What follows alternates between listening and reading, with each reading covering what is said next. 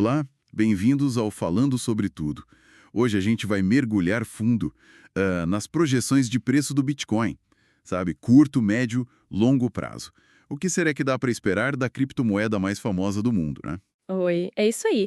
Acho super importante essa análise separada por tempo, porque, assim, os fatores que mexem com o preço agora, nos próximos meses, não são exatamente os mesmos que vão importar daqui a 5 anos, entende? Exato, é um bicho complexo, né? Sempre foi. Tem a volatilidade que todo mundo conhece, Muita volatilidade. uhum, mas ao mesmo tempo a gente vê mais instituição entrando, mais gente séria olhando para isso. Isso complica e deixa tudo mais interessante, né? Com certeza. Separar os horizontes ajuda a gente a ter um pouco mais de clareza nesse cenário todo. Perfeito. Então vamos começar pelo agora, né? O curto prazo, próximos 6 meses, mais ou menos. Qual é o sentimento? Tem otimismo no ar? Olha, o que predomina é um otimismo, mas com o pé no chão. Cauteloso. As projeções que a gente vê mais comentadas ficam ali numa faixa entre 100 mil e 130 mil dólares. Interessante. E tecnicamente tem alguma coisa que sustenta isso? Tem sim. O preço tem se segurado bem acima de níveis importantes, sabe? Médias móveis que o pessoal acompanha muito.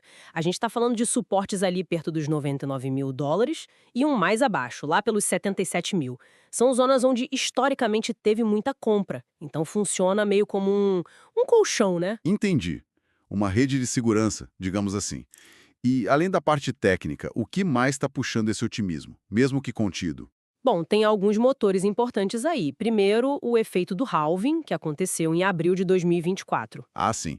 Aquele corte na emissão de novos bitcoins. Exato. A recompensa caiu para 3,125 BTC por bloco. Isso continua apertando a oferta nova que entra no mercado, né? É menos Bitcoin sendo criado. Faz sentido. Menos oferta mantendo a demanda. Exatamente. E falando em demanda, tem a entrada contínua de dinheiro via ETFs de Bitcoin à vista. Desde que foram lançados lá no início de 2024, eles já atraíram mais de 10 bilhões de dólares. É o fluxo constante, mais institucional. 10 bilhões, nossa, é bastante dinheiro entrando de forma mais regular, né? Sim, muda um pouco o perfil do comprador. E outra coisa, parece que a pressão de venda dos mineradores diminuiu um pouco também. Eles não estão precisando vender tanto para cobrir custos, talvez. E aqueles indicadores que os analistas gostam, tipo RSI, MACD, eles dizem algo? Eles mostram espaço para subir. O RSI, por exemplo, está numa faixa entre 51 e 68, que não indica nem sobre compra exagerada, nem sobre venda. O MACD também sinaliza potencial para movimentos mais direcionados. Não tem um sinal claro de esgotamento agora, sabe? Ok, então curto prazo. Otimismo cauteloso, suporte técnico, efeito do halving e fluxo dos ETFs. Beleza. Agora, se a gente esticar o prazo, tipo próximos 2 anos, o cenário muda muito? O otimismo aumenta? Quais seriam os catalisadores aí? Ah, para 2 anos a conversa já fica bem mais otimista, sim. As estimativas variam bastante, claro, mas geralmente ficam numa faixa entre 150 mil e 250 mil dólares. É um salto considerável. Uau! 150, 250 mil? O que justificaria um salto desses? Aí os motores principais são outros. A gente está falando mais de adoção institucional e até governamental. E governamental, como assim? Bom, já começa a aparecer na discussão, né? A ideia de países usarem Bitcoin como parte das suas reservas estratégicas. Teve até burburinho sobre isso associado a propostas nos Estados Unidos. Imagina, países comprando Bitcoin para reserva. Isso seria gigantesco. Seria um divisor de águas, sem dúvida. E, além disso, tem as empresas de capital aberto que continuam comprando e segurando o Bitcoin. Elas já detêm juntas algo em torno de 800 mil BTC. É muita coisa acumulada. Sim, e isso se junta ao fator escassez do lado da oferta. Tem um dado interessante. Cerca de 75% de todos os bitcoins existentes não foram movidos das carteiras há mais de 6 meses. 75% parados. Isso é o pessoal guardando para longo prazo mesmo, o tal do hodling, né? Exatamente. É um sinal forte de convicção de muitos detentores. Eles não estão vendendo. E aí você vê figuras conhecidas fazendo previsões nessa linha. O Anthony Scaramucci, da Skybridge, fala em 200 mil até 2025. O Tim Draper mantém aquela aposta dele de 250 mil. A gestora Van Eck também projeta um pico talvez de 180 mil já no primeiro trimestre de 2025. São nomes de peso no mercado fazendo essas apostas. Fica bem mais expressivo o cenário de médio prazo. Agora vamos mais longe ainda. Longo prazo, 5 anos ou mais, até 2030, por exemplo.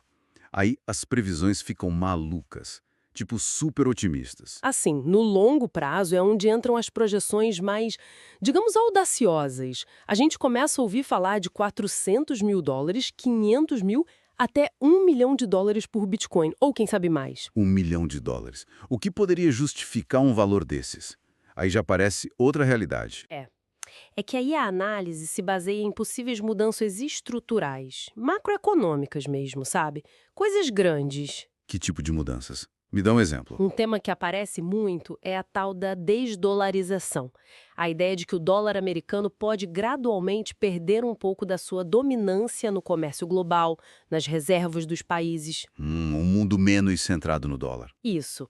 E nesse cenário, alguns analistas, como o Philip Lafont, por exemplo, chegam a imaginar o Bitcoin atingindo uma capitalização de mercado de 5 trilhões de dólares até 2030. Seria o Bitcoin absorvendo uma parte desse valor, entende? 5 trilhões? É um número astronômico. É. Outro fator-chave é a própria matemática do Bitcoin, a escassez. Já temos quase 19,8 milhões de Bitcoins minerados, de um total que nunca vai passar de 21 milhões. A oferta é finita, programada. Isso é muito poderoso no longo prazo. A escassez programada é o grande trunfo, talvez? É um dos grandes trunfos, com certeza. E tem também a integração cada vez maior do Bitcoin no sistema financeiro tradicional. Ele pode acabar funcionando como um tipo de proteção, um hedge, num mundo onde talvez a gente tenha mais moedas digitais de bancos centrais, as CBDCs. Certo, como uma reserva de valor digital e descentralizada nesse novo cenário. E tem gente ainda mais otimista que isso, né? Ouvi falar da Cathie Wood.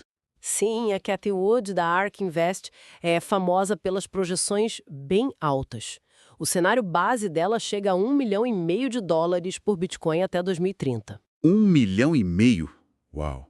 E a justificativa dela? A tese dela é baseada numa adoção em massa, sabe? O Bitcoin sendo usado para diversas finalidades, por diferentes setores da economia, realmente se integrando de forma profunda. E se a gente olhar para os ciclos passados, ligados aos halvings, o próximo é esperado para 2028, se o padrão histórico se repetir, só esse evento poderia, teoricamente, gerar uma valorização muito forte, talvez na casa dos 750%. Claro que isso é só baseada no passado, né? Não é garantia. Impressionante. É fascinante ver como as justificativas mudam, né? Curto prazo é mais técnico, fluxo de dinheiro. Médio prazo já entra forte a adoção por empresas. E longo prazo, aí a conversa vai para macroeconomia, escassez, transformação do sistema financeiro. Exatamente. Acho que essa é a grande lição.